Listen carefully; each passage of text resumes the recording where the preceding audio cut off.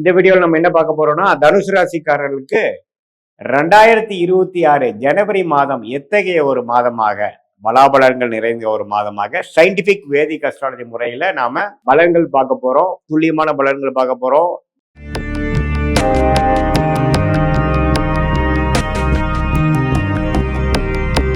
பரிகாரங்கள் அது மாதிரி விஷயத்துக்குள்ள போகாமல் மிகைப்படுத்தாமல் உள்ளது உள்ளவாறு பார்க்க போறோம். உங்களுடைய போன ஜென்மத்தில் செய்த பாவ புண்ணியங்களுக்கு தகுந்த மாதிரி இந்த ஜென்மத்தில் உங்களுடைய கர்மா எப்படி செயல்படுகிறது, கிரகத்தின் மூலமாக, பயிற்சிகள் மூலமாக, தசாபுக்திகள் மூலமாக எப்படி இருக்குன்னு பார்க்க போறோம். அதுல இப்ப கோச்சார அமைப்புல ஜனவரி மாதம் 2026 தனுசு ராசிக்கு இருக்கக்கூடிய ஆண்டு கிரகமாகிய சனி, குரு, ராகு, கேது, அதே மாதிரி மாத கிரகமாகிய செவ்வாய், சூரியன், சுக்கிரன், புதன்கிற கிரகங்கள்லாம் எது மாதிரி ஒரு மாற்றங்களை கொடுக்க போகுது, எது மாதிரி தாக்குதலை நல்ல ஒரு அமைப்புகளாக அல்லது ஒரு மாதிரியான சிரமமான அமைப்புகளாக எப்படி இருக்க போகுதுங்கிறது நாம கொஞ்சம் துல்லியமா பார்க்க போறோம்.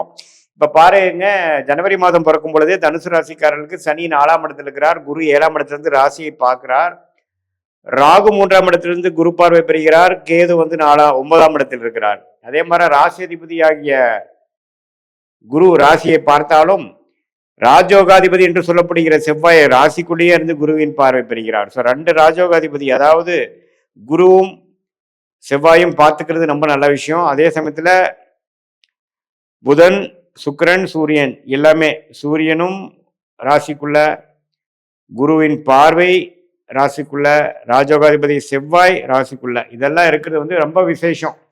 ஸோ ஆண்டு பிறக்கும் பொழுதே தனுசு ராசிக்காரர்களுக்கு உற்சாகத்தையும் நல்ல ஒரு மன நிறைவையும் மன மகிழ்ச்சியும் கொடுக்கக்கூடிய அமைப்பு முதல் 2 வீக்ஸ் தை மாசம் பிறக்கிற வரைக்கும் இருக்கு. நம்ம சில உத்வேகமாக சில விஷயங்கள் இருக்கும். நீங்க என்ன பிளான் பண்ணீங்களோ அதெல்லாம் கடகடன்னு நடக்கிற அமைப்புகள், வேலைக்கு நினைக்கிறவங்களுக்கு நல்ல வேலை மாற்றங்கள், நம்ம இந்த நியூ இயர்ல சில பிளான் பண்ணியிருப்பீங்க, அது மாதிரி சில விஷயங்கள், கட்டிடம், இடம், வீடு, வண்டி, வாகன விஷயத்துல நல்ல அமைப்புகள், தொழில் விஷயங்கள், வேலை விஷயத்துல நல்ல மாற்றங்கள், திருமண விஷயங்கள், குழந்தைகள் விஷயங்கள் எல்லாத்திலையுமே ஓரளவுக்கு அனுகூலமான ஒரு அமைப்பை கொடுக்கக்கூடியது இந்த மாதத்தின் முதல் 2 வீக்ஸ் என்று சொல்லப்படுகிற ஃபர்ஸ்ட் ஹாஃப்ல தனுசு ராசிக்காரர்களுக்கு இருக்கு. அதுக்கப்புறம் பாத்தீங்கன்னா ஸ்லோவா அந்த தை மாசம் பிறக்கும் பொழுது இந்த மாத கிரகமாகிய சூரியன், சுக்கிரன், செவ்வாய், புதன் எல்லாம் பாத்தீங்கன்னா 2ஆம் இடத்துக்கு மாறுகிறார்கள்.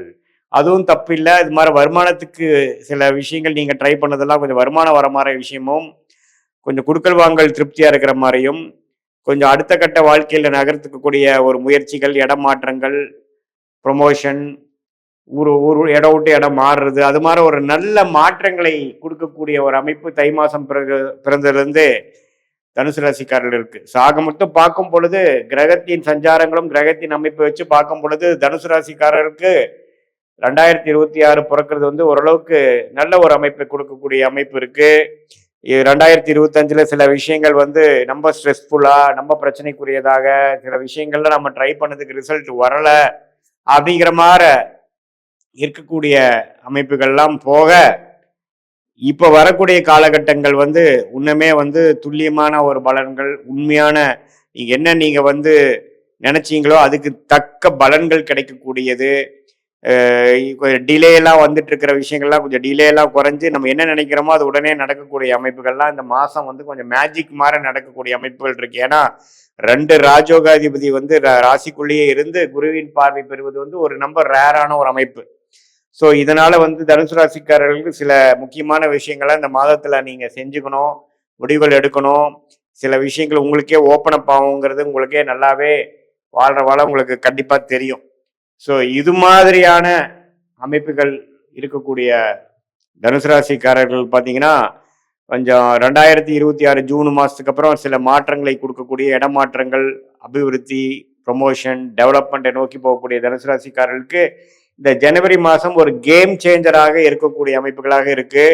இதை நாம பொதுவான ஒரு பலன்களை தவிர உங்களுடைய பிறந்த தேதி, பிறந்த நேரம், பிறந்த ஊர் வைத்து வரக்கூடிய உங்களுடைய ஜென்ம ஜாதகத்துல நீங்க எந்த லக்னத்துல பிறந்தீங்க, இப்போ தனுசு ராசியில பிறந்திருந்தீங்கன்னா பூராட நட்சத்திரமா, உத்திராட நட்சத்திரமா, மூல நட்சத்திரத்தை பிறந்தீங்களா, மூல நட்சத்திரமா இருந்தா உங்களுடைய முதல் திசை கேது, பூராட நட்சத்திரமா இருந்தா உங்களுடைய முதல் திசை சுக்கிரன், உத்திராட நட்சத்திரமா இருந்தா உங்களுடைய பிறக்கும் பொழுது முதல் திசை சூரிய திசை. அப்படிங்கிற மாதிரி பெல்ட்ல இப்ப போயிட்டு இருக்கிற வயசுல இப்போ உங்களுடைய கரண்ட் பீரியட்ல என்ன தசை போயிட்டு இருக்கு, என்ன புக்தி போயிட்டு இருக்குது, அது கோச்சாரத்துல எது மாதிரி ஒரு அமைப்பை நோக்கி போயிட்டு இருக்குதுங்கிறதெல்லாம் நம்ம பார்க்கும் பொழுது துல்லியமான பலன்கள், அதாவது கோச்சாரத்தையும் சேர்த்து உங்களுடைய தசாபுக்தியிலையும் சேர்த்து வரும் பொழுது அடுத்த வரக்கூடிய காலகட்டங்கள் ஷார்ட் டேர்ம், ஃபார் எக்ஸாம்பிள் ஒரு 3 to 5 மாதம் எப்படி இருக்கு, அதுக்கப்புறம் வரக்கூடிய 1 year 2 year எப்படி எது மாதிரி விஷயங்கள் காமிக்குது, லாங் டேர்ம் நம்மளோட ஃபியூச்சர் எப்படி இருக்கு, எதை நோக்கி நம்ம போறோம், பெஸ்ட் நமக்கு முடிஞ்சிருச்சா, உண்மையில தான் பெஸ்ட் வரப்போகுதா,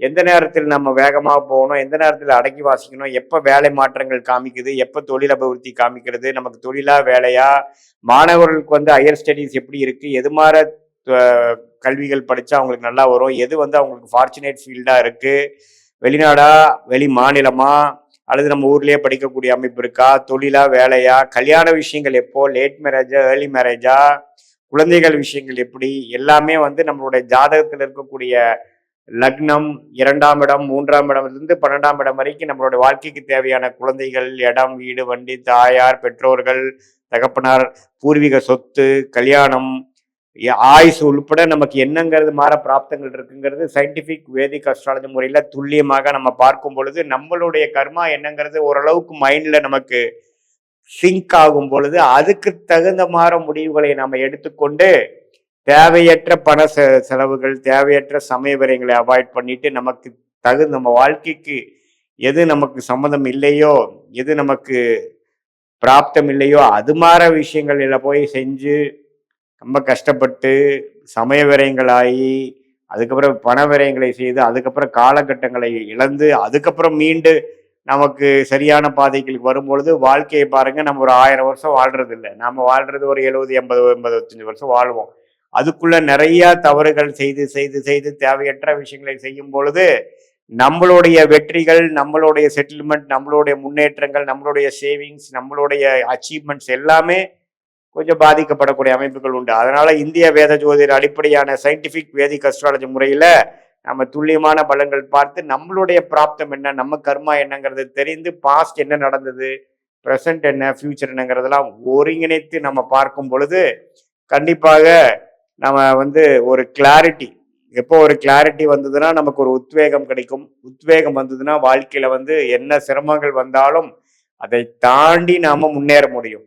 ஸோ வாழ்க்கையில ஒரு முன்னேற்றத்தை நோக்கி போகக்கூடிய அமைப்புக்கு வந்து நம்மளுடைய இந்திய வேத ஜோதிட அடிப்படையிலான மூட நம்பிக்கைக்குள்ள போகாமல் மிகைப்படுத்தாமல் துல்லியமாக பார்க்கக்கூடிய முறையான சயின்டிபிக் வேதிக் அஸ்ட்ராலஜி முறையில நம்மளுடைய லக்னம் என்ன, நம்மளுடைய தசாபுக்திகள் என்ன, நம்மளுடைய ராசி என்ன, இதெல்லாம் சேர்த்து வச்சு ஒரு கிரகம் இருக்கக்கூடிய அமைப்பு திக்பலமா இருக்கா, ஸ்தானபலம் இருக்கா, திருக்பலம் இருக்கா, எந்த மாதிரி அமைப்புல இருந்தா எது மாதிரி விஷயங்கள் காட்டுங்கிறதெல்லாம் தெரிந்து அதுக்கு தகுந்த வாழ்க்கை திட்டங்களை தீட்டி தேவையற்ற விரயங்களை தவிர்த்து தகுந்த நடவடிக்கை எடுக்கும் பொழுது வாழ்க்கையில் எளிதில் வெற்றி பெற முடியும் என்று சொல்ல விரும்புகிறேன். மீண்டும் மற்றொரு காணொலியில் சந்திப்போம். நன்றி, வணக்கம்.